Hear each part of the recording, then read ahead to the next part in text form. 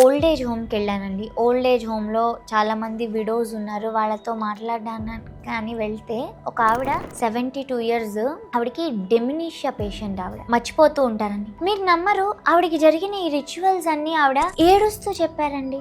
నేను అడిగాను, ఆవిడ మర్చిపోయే జబ్బు ఉంది కదా, మరి ఇది ఎలా మర్చిపోలేదు? ఆవిడ డీప్లీ హర్ట్ అయ్యి ఉంటే ఆవిడ హర్ట్ అయి ఉంటే మర్చిపోలేదు. ఆవిడ సైకాలజిస్ట్ ని నేను కలిసాను.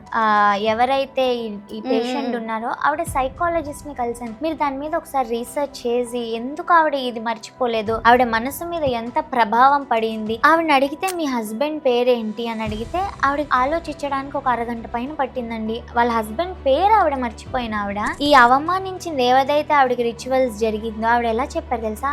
ఆవిడ అప్పుడు కడుపుతో ఉన్నారు. వాళ్ళ హస్బెండ్ చనిపోయినప్పుడు, చాలా చిన్నప్పుడు వాళ్ళ హస్బెండ్ చనిపోయారు ఆవిడకి. ఆవిడ స్కూల్లో టీచర్, మంచి చదువుకున్న ఆవిడ గవర్నమెంట్ స్కూల్లో పిల్లలకి అంగన్వాడీ అంటారు చూసారా, అలాంటి స్కూల్లో ఆవిడ టీచ్ చేసేవాళ్ళుట అప్పట్లోనే. అయితే ఆవిడ ప్రెగ్నెంట్ వాళ్ళ హస్బెండ్ చనిపోయినప్పుడు. ఆ ప్రెగ్నెంట్గా ఉన్నప్పుడు కూడా ఆవిడకి ఆ రిచువల్స్ చేశారంటండి. వాళ్ళ హస్బెండ్ చనిపోయిన ఒక 4 months ఏదో ఆవిడకి బేబీ పుట్టారు.